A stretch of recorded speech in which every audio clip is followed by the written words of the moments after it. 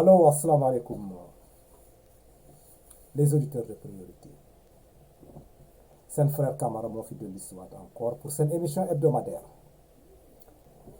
maa ngi nuyu ñëpp di gërëm ñëpp di sant ñëpp di leen ne merci pour le support et l'accompagnement bi ngeen may def ci le panel de priorité. Et j'ai vu aussi que la nouvelle émission bi ma fay indi le coin du technicien, bon, les gens sont en train de regarder. am na ay appel ñu may féliciter sur le travail que je suis en train de faire may ñaax nit yi encore une fois de plus vidéo yooyu bu duggee seen loxo jël leen ko ngeen partager ko avec des gens yoo xam ne mën nañ ci am njëriñ. C'est Camara qui a décidé de prendre sa connaissance bi mu jàng mu def ko au service de sa communauté, particulièrement la communauté sénégalaise, pour les gens qui sont dans le domaine de la mécanique ñoo xam ne dañ yëngu ci affaire oto. su fekkente jot ngeen na def vidéo yooyu nag su fekkente nag vous pensez que mën nañ njëriñ kenn defal leen ma action bu ndaw boobu rek ngeen partager ces vidéos là. Dina am une personne boo xam ne bu demee foofu mën na nekk source d'information pour la personne. Et je vais vous demander au même titre encore, boo leen jotee vidéo yooyu boo leen ko gisee ba pare na ngeen abonné wu. C'est le simple moyen de supporter cette chaîne. En dehors de ça, maa ngi fi toujours dans ma constance qui est le truc là quoi, comment dirais-je là, la priorité au niveau du Sénégal. L'émission s'appelle la priorité. Mais dans toute priorité, il faut avoir un côté boo xam ne da nga koy génne. On va pas rester ici à parler de priorité. Et maintenant, quand on te demande, toi, qu'est-ce que tu amènes dans cette priorité-là?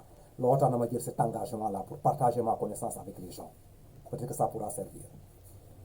Donc, aujourd'hui, je suis là dans le plateau, solo, parce que mon confrère Mamadou Konaté, mon frère, bon, il a voyagé, mu ngi en vacances.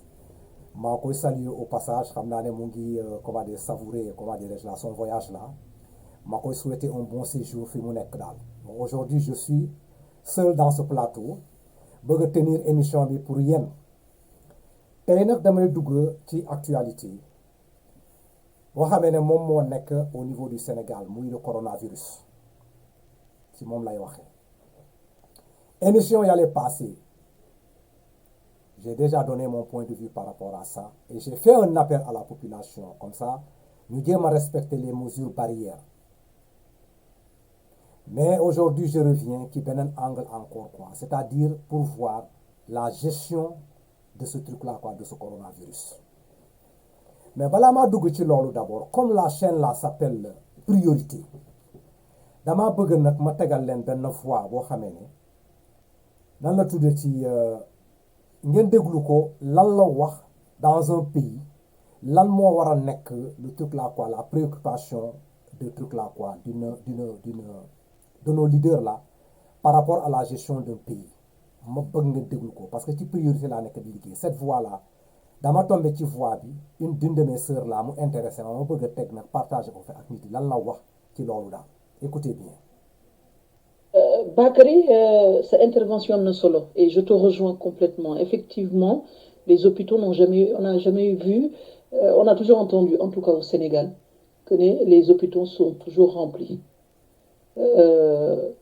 Donc c'est pas le fait du corona ou pas. Ce manque de moyens, on l'a vu, on l'a vécu constamment. Moo taxoon nag priorité santé ci réew dafa am solo. du lu ñuy négliger defe naa ci bépp mbir bu ñu mën a ñett mbir yi kenn warul leen négliger boo buggee sa réew naat.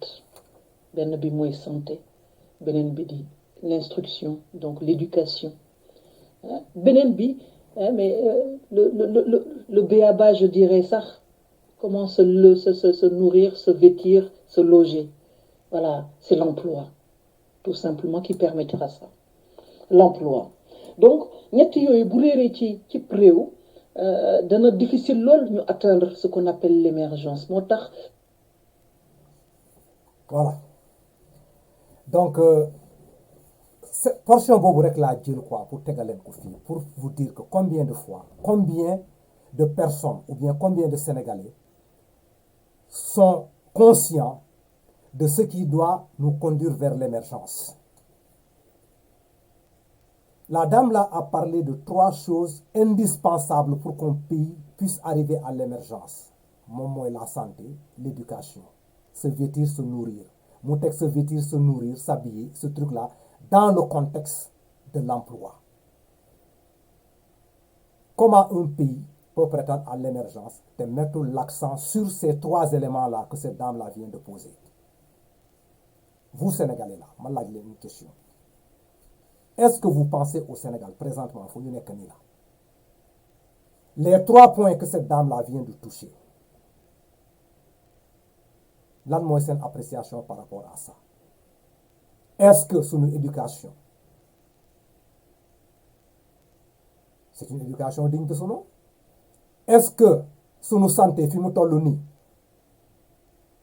c'est une santé, un système digne de son nom? Se vêtir, se nourrir au Sénégal présentement fu ñu tekk nii mu tekk dans le domaine de l'emploi, lan ngeen ci xalaat yéen Sénégalais yi? Voilà tant de questions là yoo xam ne le Sénégalais lambda se pose et il ne trouve jamais de réponse. Dans cette scène politique là, quand les Sénégalais se lèvent et on est en train de poser les questions terre à terre là, où se situe notre santé, où se situe notre éducation, où se situe l'emploi de la jeunesse? Ces débats-là, beaucoup indés dans le plateau, tu verras toujours dans cette scène politique-là les gens qui vont s'arc-bouter autour d'un plateau pour essayer de justifier une gestion d'un gouvernement ici, pour prouver le contraire à ces gens-là que li ñu wax ni que ces 3 domaines-là ñu cité fii, ce sont des domaines qui sont malades au Sénégal. Avec ça, vous voulez que nous dem dans l'émergence. Le coronavirus est au Sénégal, comme je l'ai dit tantôt. Gars yi, c'est une vérité, c'est une réalité. Ku ci nekk fi nga toll na nga xam naka ngay jëlee say propre, comment dirais-je, la mesure là pour essayer de contribuer dans la lutte contre ce corona là. Mais loolu du tax nag ñu jéem a analyser au niveau de cette gestion là du coronavirus là ce qui est en train de se passer, parce qu'il y a des questions yoo xam ne fii mën nañ ko poser. La question du coronavirus au niveau du Sénégal là, boo demee dans les plateaux, qu'est-ce que tu entends? Information yi, le corona, oui, boo demee ci cimetière yi, il y a tant de morts. Def leen attention parce que lii la, les hôpitaux sont pleins, amuñu place pour accueillir qui que ce soit. Mais gars yi, ci dëgg, si on veut être franc envers nous-mêmes là, kañ la hôpitaux sénégalais yi musa am place? Sans le coronavirus, bien avant le coronavirus, est-ce que les hôpitaux du Sénégal là mus nañoo en place? Combien de fois on a témoigné des gens qui ont des malades là, ñu yeb leen ci ay oto, ñu nekk di cheminer d'hôpital en hôpital pour trouver une place là pour les accueillir, ba ñu succomber ci biir oto yi. Combien de fois la ñu dégg loolu bien avant le corona? Et aujourd'hui, ces gens-là veulent prendre le problème de manque de lits ou bien manque de place pour essayer de justifier le danger du corona. On se trouve dans quel pays? Si les gens veulent être sérieux avec leur population là, nañu leen di wax dëgg, nañu leen di wax la réalité fu mu nekk. Là où le bas blesse là, touchons. Évitons de mettre l'accent sur des trucs là quoi, ay titre nit yi.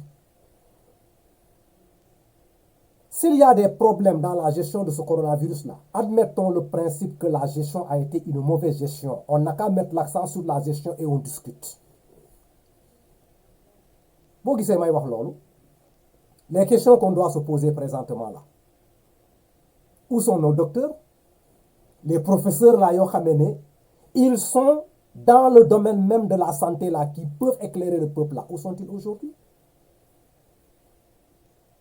Où est le professeur Bousso? Où est le docteur, comment l'appelle encore là, Seydi? Corona bi mu commencé fii, tout le monde peut attester et tout le monde peut témoigner l'action de ces docteurs-là au départ, là, au niveau du Sénégal. Mais aujourd'hui, la question qu'on se pose là, c'est comme si ces gens-là sont absents dans cette scène-là pour essayer d'éclairer le peuple là. Anagnou, où sont ces gens et pourquoi on ne les entend pas? Ça, c'est la première question que je demande aux Sénégalais. Pourquoi on n'entend pas ces gens-là? Deuxième point que je vais toucher, pourquoi on a enlevé Dr Bousso? Pourquoi on l'a remplacé? C'est pour vous dire combien de fois la scène politique là, le truc là quoi, le coronavirus a été politisé. Ce fait qu'aujourd'hui, nous sommes dans une situation où la population est inquiète, et comment dire, s'inquiète de son sort. Nous avons des techniciens dignes de ce nom-là, nous avons indi au moins lo xam dañ koy wax ñu déglu leen comme au départ du corona. Nous teg ñooñu de côté, on appelle de nouvelles personnes là. Lan lañu bëgg prouver fi. Tout simplement, je vous dirais que peut-être ces gens-là, quelque part d'autre là, ils ont dérangé des intérêts politiciens. Amna langage yu ñu tenir, ça ne les arrange pas parce que nous, le problème qu'on a présentement au Sénégal, on est avec un régime qui est allergique aux critiques. Quand tu veux formuler une critique là, ils pensent que la critique là, et je crois que la critique là, c'est quelque chose que ça te permet d'améliorer. Mais un gouvernement qui veut rester dans un sens où il faut toujours leur faire des éloges comme des griots. Le jour où tu vas te présenter dans une situation pour expliquer cette carence, cette faiblesse, immédiatement, tout le monde se lève autour de toi. Le dernier cas qu'on vient de témoigner là, le coronavirus, avec tout ce tintamarra que les gens sont en train de dire là, si docteur Babacar Niang sort pour dire que ay affaire yo xamé né malversation yu nek au niveau de ce secteur là, le matériel bo xamé né ñu koy fekk yobu dans des lieux xa wara fa nek, ou bien le problème de l'oxygène là, qu'est-ce qu'on a à voir, qu'est-ce qu'il y a comme problème dans ce que M. Niang a dit? Ben mu jaral ko ay convocation pour aller expliquer quoi?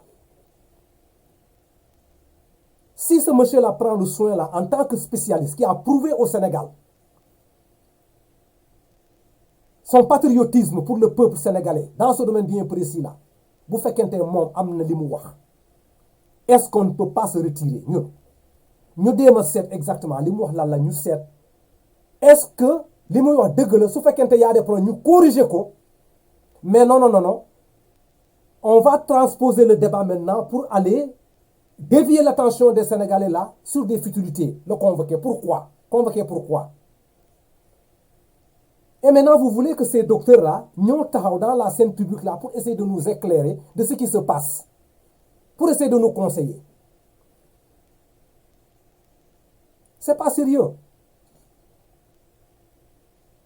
Si vous pensez que vous avez une bonne gestion de la situation là, ne vous inquiétez pas ce que les gens sont en train de dire dans les réseaux sociaux, dans les plateaux médiatiques là, ça ne devrait pas votre conseil, parce que vous êtes sûr que le peuple va avoir un résultat. Concentrez-vous sur le travail. Mais malheureusement, moi je reviendrai sur ce que j'avais dit qui ben audio comment dirais-je là, le problème dans cette crèche là, au niveau du Sénégal là. Notre ministre là, le Diouf Sarr là, c'est un monsieur man. Je vous dis que si le problème de la santé là, nous avancer, mettez quelqu'un d'autre qui s'y connaît, une personne à la place qu'il faut. Ce monsieur n'est pas à la hauteur pour gérer ce ministère là. Nous confier à des spécialistes qui connaissent. Pourquoi on a enlevé Sidi? Pourquoi on a enlevé notre Bousso? C'est parce que tout simplement, au sein de la population, quand les gens commencent à apprécier le travail d'un fils sénégalais, un digne fils sénégalais, et que l'attention est portée pour la personne, et certains sont en train de dire que peut-être ils peuvent prétendre à ce poste de ministre-là pour remplacer ce monsieur qui se trouve là-bas. Non, ça devient en ce moment-là un truc politique là. Il faut faire tout possible pour enlever ce monsieur-là. On tombe dans la scène politique encore. Est-ce qu'on est là pour l'intérêt de la population ou bien là pour l'intérêt du peuple?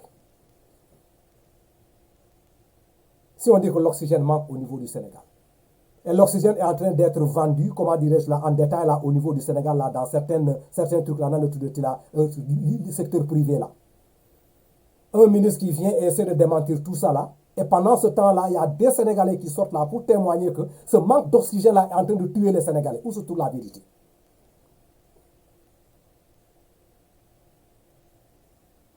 Gars, revenons à nos sens.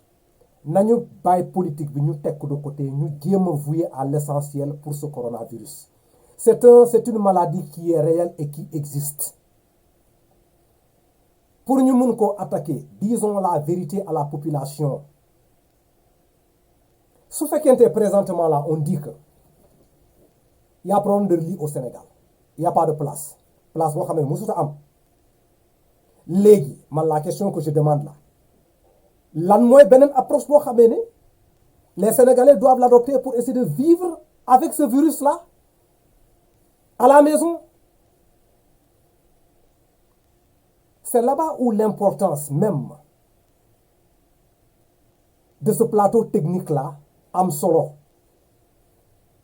Su fekkente yow tu es malade, tu ne peux pas aller vers l'hôpital. Toi, tu es obligé de rester à la maison là pour te soigner. Ban information lañ lay jox loo xamee ne mën na laa dimbale naka la ñuy éduquer le malade même en question par rapport à ce coronavirus bu mu am et naka la ñuy éduquer ses parents ñu nekk à côté de lui pour l'aider mu mun a supporter ce truc là pas ce métier boobu nag ki kër ga. Pour ça, il y a des méthodes qui se trouvent ici que les gens peuvent utiliser. Le coronavirus, c'est un problème respiratoire, les gens ne peuvent pas respirer. Quelles sont les méthodes qu'il faut faire là pour essayer de permettre à la personne au moins d'accéder à un peu d'oxygène dans ses poumons? Est-ce que ce n'est pas le rôle des docteurs là maintenant, là, présentement, dans la scène sénégalaise là, d'éveiller le peuple là pour leur expliquer au juste là, ce coronavirus là, qu'est-ce que c'est en question? Maladie respiratoire. La respiration, ça concerne quoi? Est-ce que ces petits détails là, mën nañu ko expliquer au peuple? Nit ki buy noy lan la soxla ngelaw boobu ñuy xëcc mu dugg ci suñu biir lan lañ ci namm oxygène lañ ci namm oxygène bi fan lay jaar bu jaaree ci bakkan bi mu jaar ci puti mu dem ci tracé articulé ki puti mu dugg ci na la tuuti bronchioles yi mu egg ci alvéoles yi qu'est-ce qui se passe à ce niveau là bu fekkente corona dugg na ci poumon yi lan moo ciy xew mucus boobu poumon bi di créer naka la nit di def ba dindi ko pour ouvrir ces passages là pour air mën a dugg. Est-ce que les docteurs là ne peuvent pas faire des sensibilisations là pour éduquer de façon terre à terre la population sénégalaise là comme ça soo amee nit ko xamee ne mu ngi am problème pour respirer yan exercice nga ko war a defloo yan mouvement nga ko war a defloo pour pouvoir au poumon là mu am l'oxygène là buy dugg pour dimbale ko. Je crois que là le débat doit être sur ça mais su fekkente tout est politisé au Sénégal au lieu de prendre l'expertise de ces docteurs là. De ces hommes de connaissance là ñu jéem koo canaliser pour mu nekk bénéfique à la population du Sénégal. Non, c'est à ce moment qu'on va venir pour essayer d'attaquer ces gens là à la justice, les convoquer de gauche à droite. Mais ces gens là bu ñu xamee ne actuellement dans la scène politique là tout est politisé, ce sont des techniciens, on n'écoute pas, ils pensent qu'eux ils peuvent résoudre. Mais qu'est-ce que vous pensez en tant que Sénégalais? Ils vont rester croiser les bras et nous regarder. Remettons ce secteur là aux scientifiques, remettons ce secteur-là aux personnes qui s'y connaissent. Nañu bàyyi fii di caser des gens dans des domaines yoo xam ne ils n'y connaissent absolument rien du tout xamuñu dara ñu nekk di théoriser du matin au soir te résultat du ci génn. Le problème du coronavirus là, je vous dis que c'est un problème qui est très sérieux. Nañu ko considérer, ñu jël ko en considération, ñu bañ a nekk fii di foyer affaire yi. Ceux qui nous dirigent là. Nañoo xamee ne jeu bu ñu nekk ni nañu ko arrêté ils ont le dos au mur, ils sont limités, ils ne peuvent rien prouver encore si ce n'est que nous compter des morts par jour.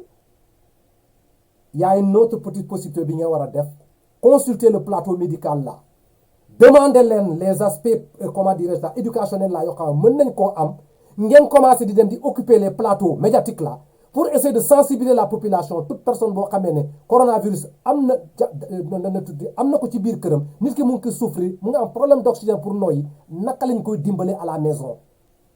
Les petits trucs élémentaires de secours là foofu la débat bi war a nekk léegi parce que ces hôpitaux du Sénégal là ne peuvent plus contenir et c'est un appel que je lance à la population sénégalaise. ku ci nekk na jéem a seet informé wu par rapport à cette respiration là ce qui se passe dans les poumons soo xamee ce qui se passe dans les poumons là si le corona entre là nga jéem a chercher qu'est-ce qu'il faut faire quels sont les exercices préliminaires là boo xamee nit ki war na koo def pour permettre aux poumons là au moins de prendre de l'air de rejeter pour mucus bi mën a génn ci biti passage bi ubbeeku pour mën a dugg air bi mën a dugg. Informez-vous sur ce domaine bien précis ku ci nekk nga faru ko dafa mel ni nañu nga classe de secours la secourisme la mais si on veut compter sur ces gens là qui nous dirigent là présentement là ñu toog foofu coow lee bëri rek les Sénégalais seront là d'autres ne croient pas d'autres croient à cette maladie et que la maladie elle est réelle mu ngi fii nañu def tout possible delloo si suñu xel mu nekk une responsabilité individuelle de tout un chacun. Si ce groupe-là qui se trouve ici-là n'est pas en train de conduire la population là vers le salut, les populations là dama leen di demander, allez vous informer. Il y a des méthodes yoo xam ne mu ngi fii su fekkente y a une personne dans la famille là boo xam ne mu ngi ne j'ai des problèmes d'oxygène là pour l'avoir. Il y a un moyen de se comporter et de l'aider pour mu mun a noyyi au moins parce que coronavirus boo gisee mu dangereux c'est cette respiration. Mais si on peut assister à la personne pour mu mun a respirer. Comment dire correctement là ou bien de temps en temps muy am air mën na jékki-jékki nag mu raw mu dem mais bu fekkente respiration bloquée na amul ku dimbale pour ubbi ces passages là pour mu mën a am air loolu mooy problème bi donc ku ci nekk na dem def des recherches ci loolu en attendant je demande aux autorités là comme vous avez des blocages vous n'avez pas de lit vous n'avez pas de matériel vous n'avez pas d'oxygène faites des campagnes de sensibilisation là pour essayer d'éduquer la population dans les méthodes préliminaires là yoo xam ne nit ki war na koo def pour dimbali son truc là quoi. kon nag gars yi fii laay yem ak tey fii émission bi moom mooy sama contribution sama participation par rapport à ce qui est en train de se passer parce que chaque fois boo wootee foofu sa xol mooy tàng rek quoi kon nag gars yi maa leen di remercier ci cette attention bi ngeen prêté ci comment dire ci l'émission de priorité maa leen di demander une fois de plus boo leen jotee vidéo yi partagez leen ko et abonnez-vous sur cette chaîne là quoi pour comment dirais-je là ne serait-ce que pour un support mais pour aussi su fekkente ne émission génn na fii ñu yónnee leen ko quoi kon nag gars yi jërëjëf.